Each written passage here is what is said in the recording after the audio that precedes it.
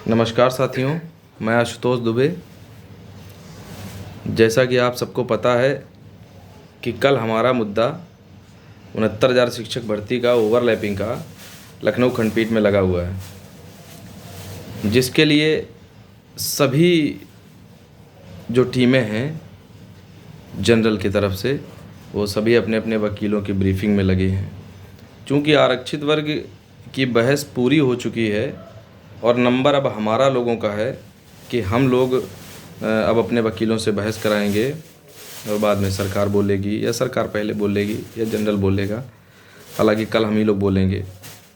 तो उसके लिए हम आज ही लखनऊ आ गए थे और हमने अपने सर के चैम्बर में वही लगभग हम 1 बजे या 2 बजे के आसपास पहुंच गए थे और बहुत देर तक उनसे एक एक मुद्दे पे हम लोगों ने बात की।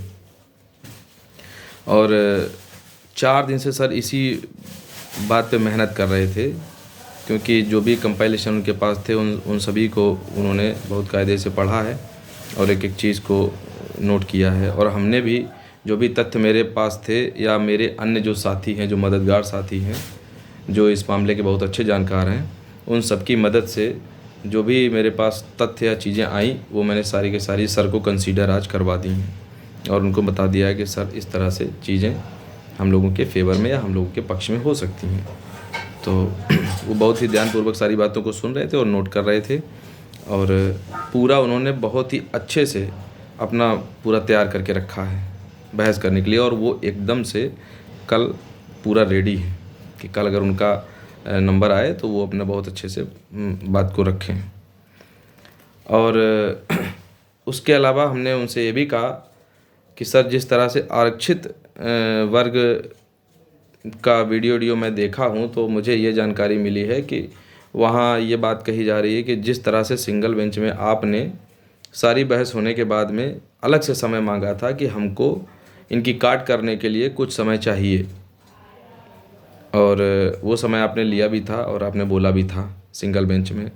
और नो डाउट कि आपने बहुत बढ़िया उसमें काम करके दिया था और जिसका परिणाम है कि आज हम लोग एटीआरई जीत कर और यहाँ डबल बेंच में इतने मजबूत हो गए हैं कि अब जो है उसको हिलाने के लिए वकीलों की फ़ौज खड़ी करना पड़ रही है उन लोगों को। और ये आपकी मेहनत ही सर थी जो हमें यहाँ तक आज पहुँचाई है। तो हमने कहा कि सर सुन रहे हैं कि संदीप दीक्षित सर आएंगे और वो आप जो बहस करेंगे या हमारे और जनरल के जो अन्य लोग बहस करेंगे उसकी काट के लिए रखेंगे कि लास्ट में आप लोगों के तथ्यों की काट की जा सके या कुछ किया जा सके। तो बोले परेशान मत होइए, चिंता न करिए, मैं सारी चीज़ों को मैनेज कर लूँगा। और हमने कहा तो सर आप भी समय ले लीजिएगा। वो बोले ठीक है, आप परेशान न होइए, मैं देखता हूँ सब कुछ। और जो 97.5 वाली बात थी जो चली थी कि 65% में 97.5 अंक, तो मैंने उस बात को भी उनके सामने रखा और जो उसकी काट हो सकती थी उस बात को भी मैंने उनसे कंसीडर करा दिया। चूँकि हमारे आंसर की के भाई लोगों का बड़ा जो है परेशानी इसमें मुझे दिखाई पड़ रही थी और उसके साथ साथ जो लोग और चयनित हो गए होंगे उनको भी इसमें परेशानी हो सकती थी। तो मैंने उस बात को भी उनके समक्ष रख दिया। हालांकि ये कोई बहुत बड़ी चीज़ नहीं है, लेकिन फिर भी मैंने उस बात को उनके समक्ष रख दिया। अच्छा, अब बात करते हैं जनरल की। जो हमारे अन्य टीमें हैं जो इस मुद्दे पे लड़ रही हैं। देखिए, जनरल के लड़ने का मतलब क्या होता है? जनरल के लड़ने का मतलब होता है कि जनरल मत मीन्स जनरल, आप जनरल हैं। कभी कभी मुझे इस बात का बहुत कष्ट होता है साथियों कि सिंगल बेंच से लेकर और डबल बेंच तक शायद ही ऐसी कोई डेट गई हो जिस डेट पे मैं यहाँ उपस्थित ना हुआ हूँ। वो अलग बात है कि मैंने फ़ोटो या वीडियो किसी भी माध्यम से चीज़ों को लोगों के सामने प्रेजेंट नहीं किया। सिंगल बेंच में नो डाउट कि असित कुमार चतुर्वेदी सर और अमरेंद्र नाथ त्रिपाठी सर की बदौलत ही हम लोग जीते हैं, क्योंकि इन लोगों ने इतनी अच्छी बहस की है कि हम लोग आज एटीआरई को इस मुकाम पर ले आए कि आज हम लोग बोनस या प्लस में खड़े हैं। उसी तरह से डबल बेंच में जितनी भी डेट्स पड़ी है शायद ही ऐसी कुछ डेट्स निकल गई होंगी 2 या 4 जिनमें मैं किसी कारण की वजह से यहाँ नहीं आ पाया, वरना मैं हर डेट में उपस्थित रहता हूँ, चाहे सुनवाई हो चाहे सुनवाई ना हो। वीडियोबाजी, फ़ोटोबाजी, ये सब चीज़ें मैं ज़्यादा नहीं करता था, लेकिन चूँकि कुछ लोगों ने मुझे ये सलाह दी कि आपको ऐसा करना चाहिए, क्योंकि मैं आर्थिक रूप से हमेशा कमज़ोर हो जाता हूँ। मात्र 50-60 लोगों की वजह से मेरे पास इतने ही लोग रहते हैं, लेकिन हैं वो लड़ाके, भले ही 50-60 लोग हों, लेकिन वो लड़ाके हैं एक नंबर के। वो मेरा मदद करते हैं, मेरी सहयोग करते हैं। तो मुझे इस बात का बहुत कष्ट हुआ कि हमारी जो लीगल टीम है, सौभाग्य कहूँ या दुर्भाग्य कहूँ, मैं उसका सदस्य नहीं हूँ, क्योंकि उस टीम के जो चयन करता है कि उसमें जिन लोगों का चयन किया जाता है, वो चयन के मानक पे मैं खरा नहीं उतरता हूँ। इसलिए मैं बिना टीम का आदमी हूँ, मैं सिंगल हूँ कि मैं अकेले ही अपना सारा काम करता हूँ। मेरे पास कोई टीम वीम नहीं है। मुझे अभ्यर्थियों से अगर आर्थिक पैसा लेना होगा या आर्थिक चीज़ें के लिए कहना होगा तो भी मुझे ही बात करनी पड़ेगी। अमरेंद्र सर के पास जाना होगा, उनको ब्रीफ कराना होगा तो भी मुझे ही बात करनी पड़ेगी। किसी से कोई हेल्प लेना है या कुछ भी करना है तो भी, क्योंकि मैं सारा काम मेरा अकेले का है, तो मेरे पास लोग नहीं हैं। इसलिए मैं फ़ोटो और वीडियो इन सब चीज़ों में मेरे पास टाइम नहीं रहता है कि मैं ये सब चीज़ें कर पाऊँ। तो मुझे इस बात का बहुत कष्ट हुआ कि 2 दिन मैं नहीं प्रेजेंट रहा। इस जो पिछली 2 बहस हुई हैं उसके, हालांकि उसके 2 दिन पहले रहा, लेकिन सुनवाई नहीं हुई, मगर मैं वहाँ प्रेजेंट रहता हूँ। तो मैं 2 दिन यहाँ नहीं रह पाया, तो हमारे लीगल टीम के सदस्यों ने ये ना जानने, मतलब मुझे लगता है कि उन्हें मुझे फ़ोन करना चाहिए, फ़ोन करके पूछना चाहिए एज ए जनरल होने के नाते कि भाई आप कहाँ हो और मतलब क्यों आए क्यों नहीं मुकदमे में। लेकिन ये ना कह के उस मौके का जैसे फ़ायदा उठा लिया जाता नहीं कि आज देखिए धरातल पर हम ही लोग दिखाई पड़ रहे हैं, अन्य लोग याची बना के गायब हो गए, याची गैंग बना के गायब हो गए, याची गैंग हैं अन्य लोग। हम 50 लोगों को बनाकर याची गैंग हो गए और लोग 500 लोगों को याची बनाकर वो याची गैंग नहीं हुए। बड़ा कष्ट होता है इस चीज़ को सोच के। अगर तुम जनरल के हितैषी थे और तुमको लगता था कि अमरेंद्र नाथ त्रिपाठी सर का रोल है बहुत बड़ा, आप माने या न माने, दुनिया मानती है और मैं मानता हूँ इस बात को, और लड़ने वाले लोग अन्य विपक्षी भी मानते हैं इस बात को, तो आपको मुझे फ़ोन करके मुझसे पूछ लेना चाहिए कि भाई आप जब हर डेट पे आते हो तो आज आप कहाँ गायब हो, क्या दिक्कत, कोई समस्या तो नहीं है। लेकिन ये ना पूछने की वजह ये कहना कि आज अगर हम न होते तो मुकदमा अनाथ हो जाएगा, जो कुछ है वो सब लीगल टीम है, बाकी सब कुछ, बाकी कोई है ही नहीं। तो मुझे लगता है कि जनरल को भाई जनरल हो तो सोच थोड़ा सा उच्च तो रखो भाई, इस तरह का तो करो कि कम से कम मुझे इस तरह की बात वीडियो में फिर ना कहनी पड़े। मुझे बहुत इस बात का कष्ट हुआ कि अगर मैं 2 दिन नहीं रहा तो आप इस तरह से बोलेंगे, और अगर आप ये कहेंगे कि आप अन्य लोगों के लिए बोल रहे थे तो आप नाम लेके फिर बोलिए, तो नाम लेके नहीं बोलेंगे।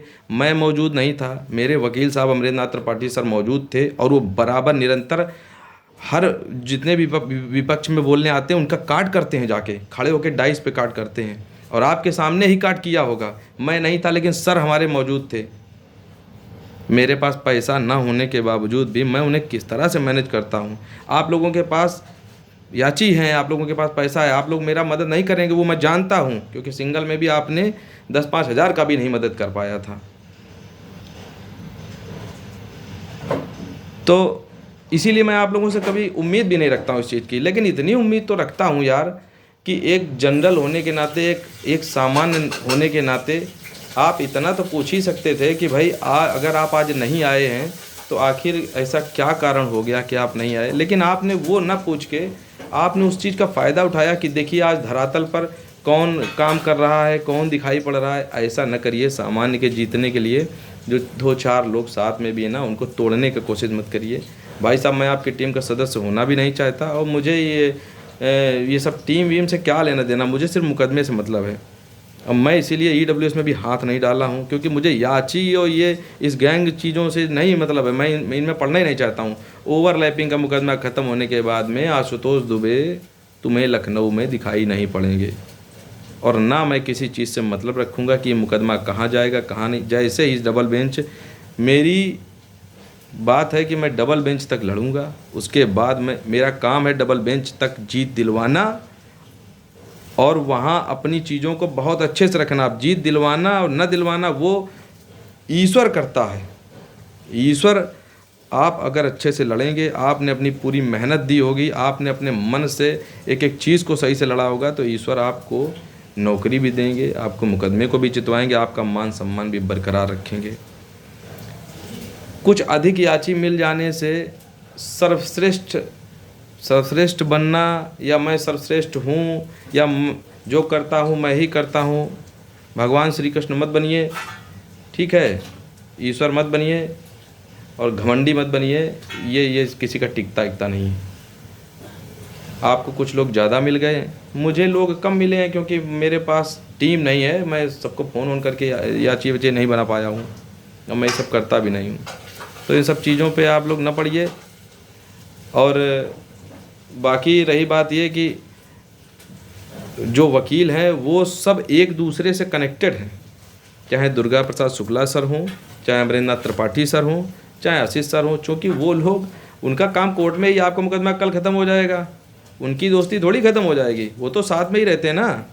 अगर उनके पास किसी डॉक्यूमेंट्स की कमी होगी तो ये भेज देंगे, इनके पास कोई कमी होगी तो वो उनसे फ़ोन से ले लेंगे, क्योंकि जब उनको पता है ना कि उन्हें मुकदमा कैसे जीतना है। आप हमसे प्रतिद्वंद्विता रख सकते हैं, लेकिन जो वकील हैं उनका, वो लोग थोड़ी प्रतिद्वंद्विता रखते हैं। उनको तो पता है कि उन्हें मुकदमा जीतना है। मुकदमा जीतने से ही प्रतिष्ठा बढ़ती है। मुकदमा चला जाएगा तो प्रतिष्ठा नहीं बढ़ेगी, और हमारा जीवन बर्बाद हो जाएगा अगर हम नहीं जीते तो। इसलिए हम उसमें ही नहीं पढ़ते हैं कि कौन वकील क्या कर रहा है। हम सिर्फ इस बात को देखते हैं कि हमने अपना 100% दिया कि नहीं दिया, हमने अपने वकील को वहाँ पहुँचाया कि नहीं पहुँचाया, हमने अपने वकील से सिंगल से लेकर डबल तक बहस करवा पाई कि नहीं करवा पाई। तो उसमें मैं 100% खरा उतरा हूँ, इसलिए मुझे कोई मलाल नहीं है, और डबल बेंच में भी पूरी तरीके से कील गाड़ने के लिए मैं तैयार हूँ। मेरी मदद चवन्नी की भी किसी अन्य साथी ने नहीं की, एक ऐसे व्यक्ति ने की है, उसका मैं नाम लेना यहाँ उचित नहीं समझता हूँ, क्योंकि वो राजनीति की भेंट चढ़ा दिए जाएंगे, इस वजह से मैं नहीं कहूँगा। हालांकि उन्होंने बाद में भी मदद करने को मुझे बोला है, और मेरा अकाउंट तो शून्य है, मुझे मेरे पास पैसा वैसा ही नहीं। लेकिन ठीक है, भगवान भरोसे लड़ रहे हैं, ईश्वर जीत दिलाएंगे, नौकरी भी दिलाएंगे। अब जो होगा वो देखा जाएगा। अंत समय चल रहा है, 4 दिन का टाइम बचा है, 4 दिन बाद सब अभी अपने अपने घर, और जिसका जो होना है वो होगा। और आप लोग बस ये निश्चिंत रहिए, जितने भी जनरल के याचिकर्ता हैं, जिसने सहयोग किया हो उसका भी धन्यवाद, जिसने सहयोग नहीं किया हो उसका भी धन्यवाद। ठीक है, सब देखा जाएगा जो भी होगा। लेकिन किसी भी तथ्य पर, किसी भी चीज़ पर, किसी भी जगह पे हमारे वकील साहब कमज़ोर नहीं पड़ेंगे। जहाँ जो चीज़ चूकेगी उस चीज़ को वहाँ बोला जाएगा। अनिल कुमार त्रिपाठी सर या अनिल कुमार तिवारी जी की ब्रीफिंग हो रही है, असित कुमार सर की भी ब्रीफिंग कराई जा चुकी है, उनकी भी ब्रीफिंग हो चुकी है, अमरेंद्र नाथ त्रिपाठी सर की भी ब्रीफिंग कंप्लीट है, और पूरी मेहनत से सारे काम हो रहे हैं। ये सब बातें ठीक हैं। और रही बात जैसे लीगल टीम जो है, वो लीगल टीम खैर इतनी तो बढ़िया है कि सिंगल बेंच में लीगल टीम इतनी अच्छी है कि उसने 20 लाख रुपए आपके लिए खर्च किए थे। हालांकि उसके पास 10 लाख रुपए आए थे, लेकिन उन्होंने अपने घर से पैसा लगा दिया। बताइए इतना आपके लिए कौन करेगा बचा हुआ पैसा? और मैं नहीं लगा सकता हूं, क्योंकि भैया मैं इतना घर से मजबूत आदमी नहीं हूं। तो मेरे पास जो 50-60 लोग हैं, वही लोग मेरी जो मदद कर देते हैं। बाकी लोगों ने तो पता नहीं क्या सोच के मददें नहीं की, याची भी बन गए और चले भी गए, नाम भी कर गए कि मैं फलानी तिवारी याचिका का क्या छोड़ो उस बात को, कुछ करना नहीं है। जो भी है ईश्वर मदद करेंगे हम लोगों की और नौकरी पाएंगे ईश्वर की इच्छा से। और आप सब लोग जो है निश्चिंत रहिए और पूरी उम्मीद है कि हम लोग मुकदमा जीतेंगे और नौकरी भी पाएंगे। हम तो कहते हैं कि प्रभु ऐसा रास्ता दें कि जिससे आरक्षित वर्ग के जो अभ्यर्थी हैं वो भी नौकरी पाएँ, हम भी नौकरी पाएँ। आज बहुत दुख हुआ मुझे ये देखकर, जब मैंने एक वीडियो देखा कि इको गार्डन से जब वो लोग रो कर विदा हो रहे थे, तो मुझे अपने धरने की याद आ गई कि हम लोगों ने शिखा दीदी और जो अन्य हमारे साथी थे जिन लोगों का इतना त्याग रहा वहाँ पर, उन लोगों जब वो लोग टंकी छोड़ के जा रहे थे तो वो अंतिम समय पर मैं भी वहाँ मौजूद था। तो हम लोगों की भी आंखों में जो है आंसू थे, उसके अलावा कुछ था ही नहीं, एक भी शब्द मुँह से नहीं निकल रहा था, क्योंकि दीदी का इतना बड़ा त्याग था कि किसी महिला के लिए त्याग करना बहुत बड़ी बात है। लेकिन हमारे मुकदमे की या हमारे धरने की उस समय कुछ अभ्यर्थियों के द्वारा खिल्ली उड़ाई गई कि हमारा धरना सफल नहीं हुआ। तो ईश्वर पलट कर उसका जवाब जरूर देता है। लेकिन मुझे आज फिर भी इस बात का बहुत कष्ट हुआ, जब मैंने उनको देखा तो मुझे अपनी भी याद आई कि एक दिन ऐसा था जब हम लोग भी खाली हाथ लौटे थे।